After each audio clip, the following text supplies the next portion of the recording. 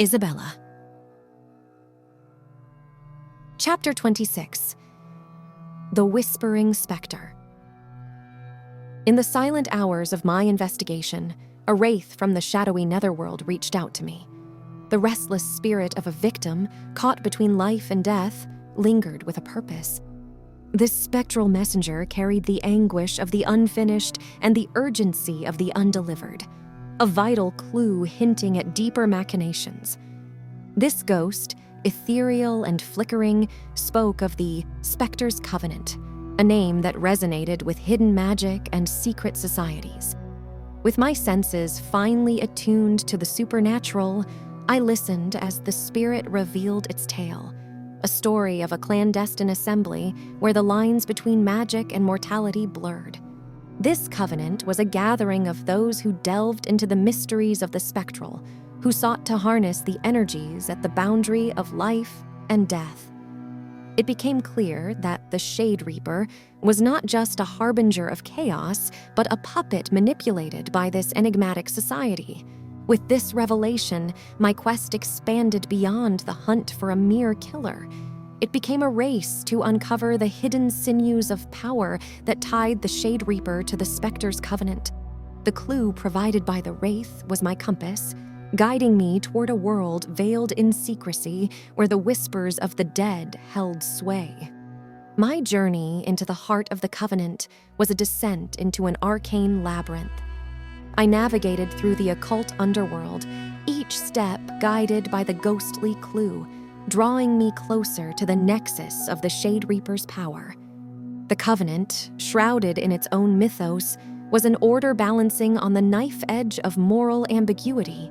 Its members were keepers of secrets, practitioners of an art flirting with the forbidden. As I infiltrated their ranks, I found myself wrapped in a cloak of duplicity, each member a potential ally or enemy.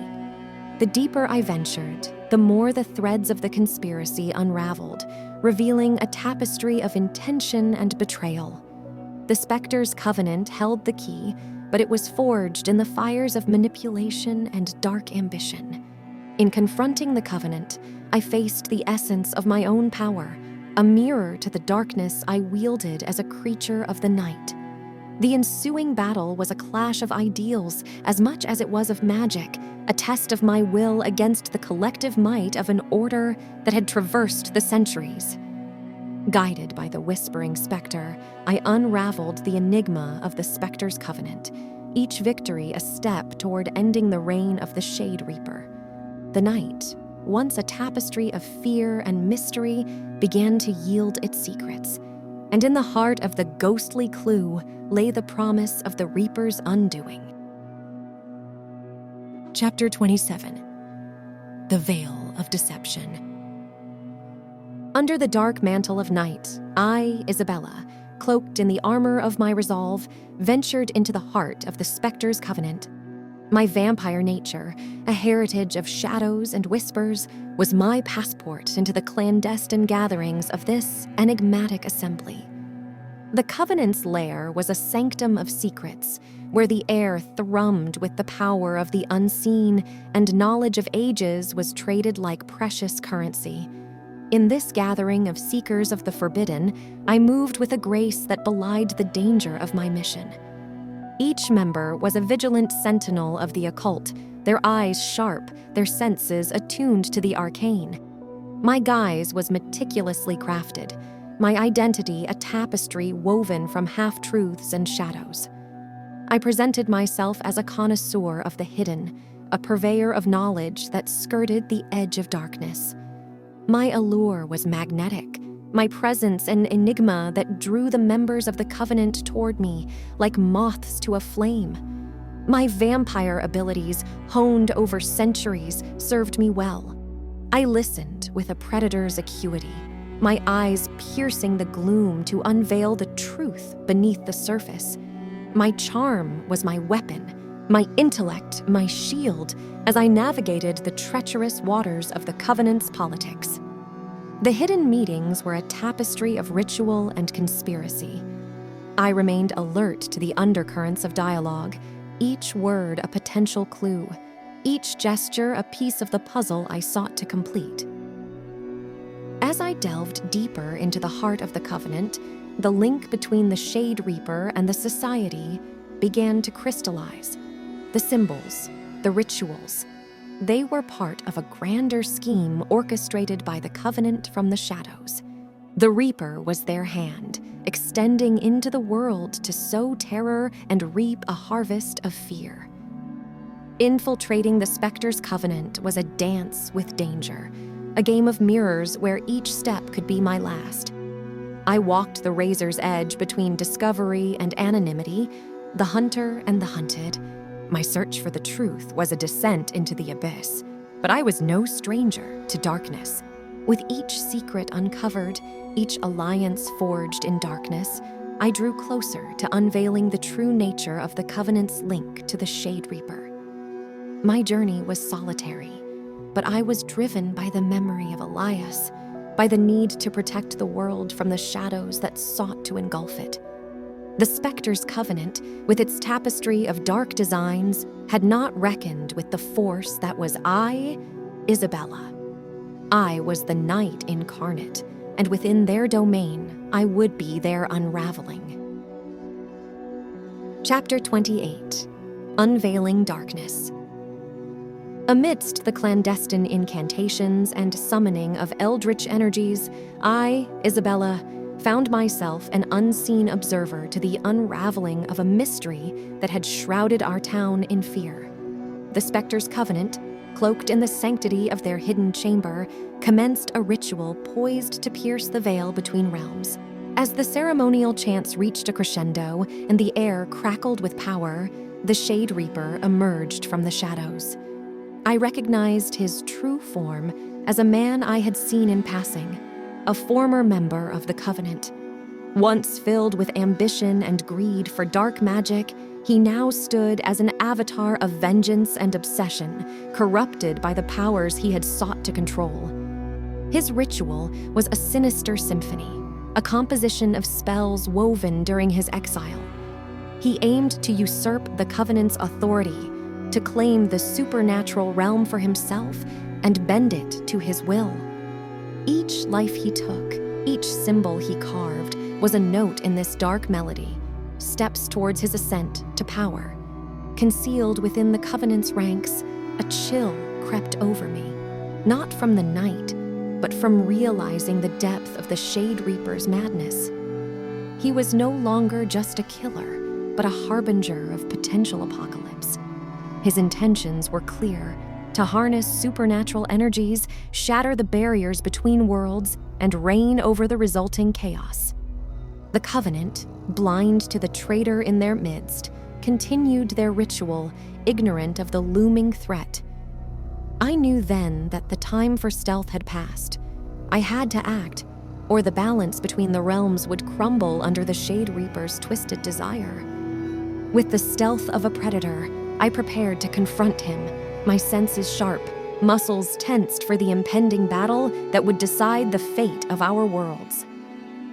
As the ritual peaked, I emerged from the shadows, my presence a silent challenge to the Shade Reaper. The chamber, once a sanctuary for arcane study, transformed into an arena where our future would be determined. The ensuing battle was a clash of wills, magic against magic. The Shade Reaper, armed with the Covenant's darkest secrets, was formidable, but I stood as a force of nature, tempered by loss and battle.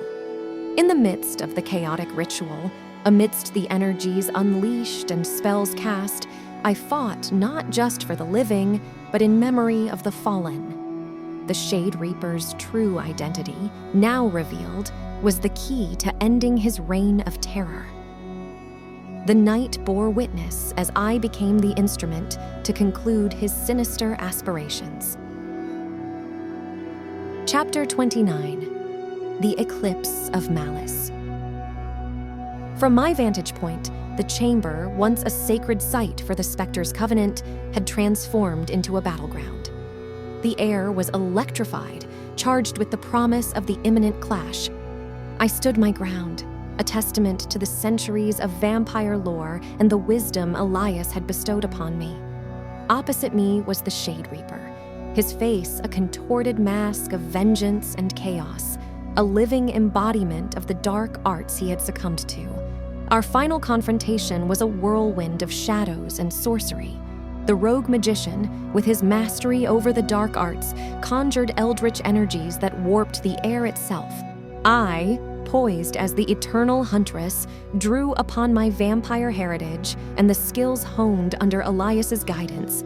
My tactics were a fusion of ancient vampire discipline and the shrewdness Elias had nurtured in me.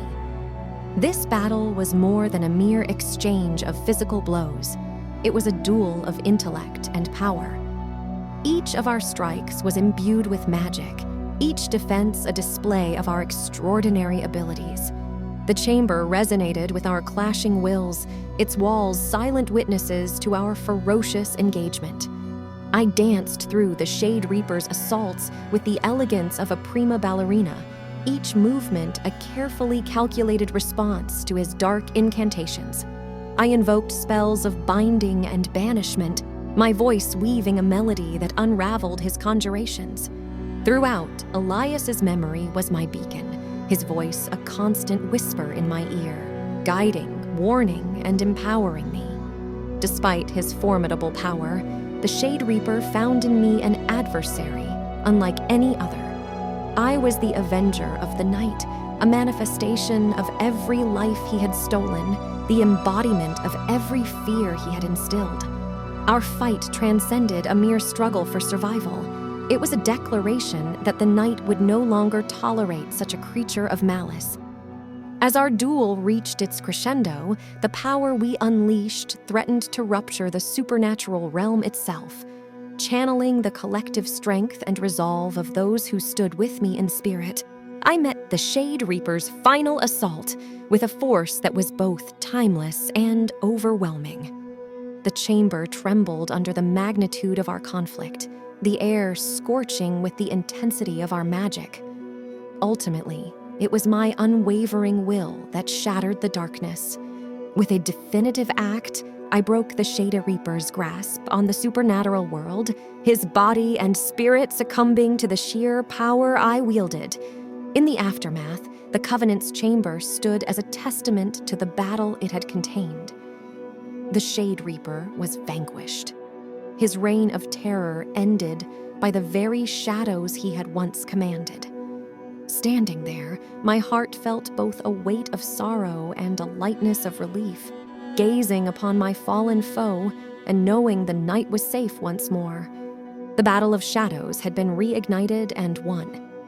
And though Elias was absent in body, his spirit had been an unwavering ally by my side.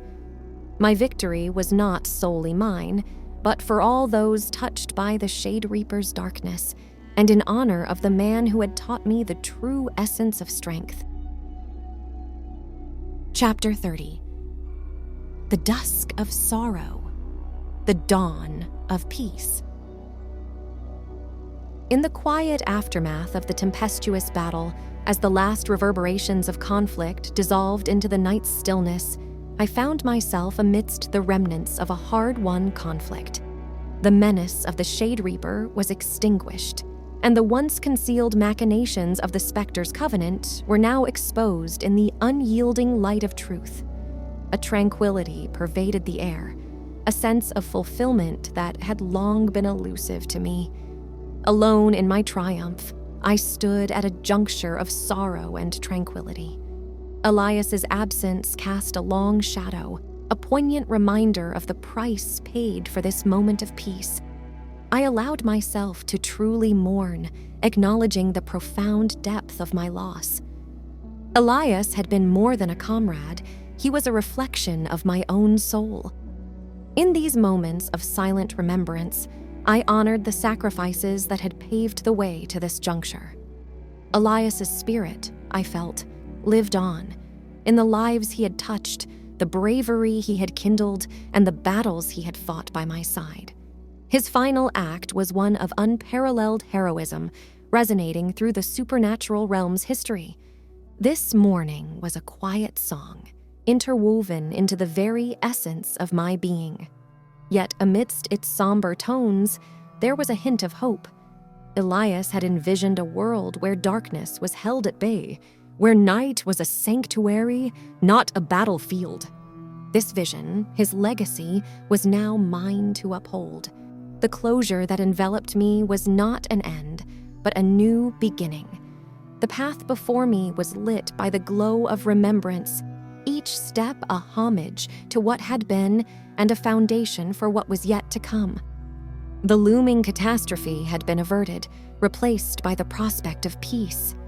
I knew my journey was far from complete. There would be more nights to endure, mysteries to solve, and battles to wage. But I also knew I wouldn't face them in solitude. Elias's memory would be my guiding light, a beacon amidst the darkness, a symbol of the delicate balance between light and shadow. As dawn's first light breached the horizon, marking the end of night's reign, I embraced the new day. I stood as a sentinel of the dawn, a custodian of night's deepest secrets, and a guardian of day's initial light. My tale was but one in the eternal dance of day and night, yet it was a narrative steeped in bravery, loss, and the relentless strength of the human spirit.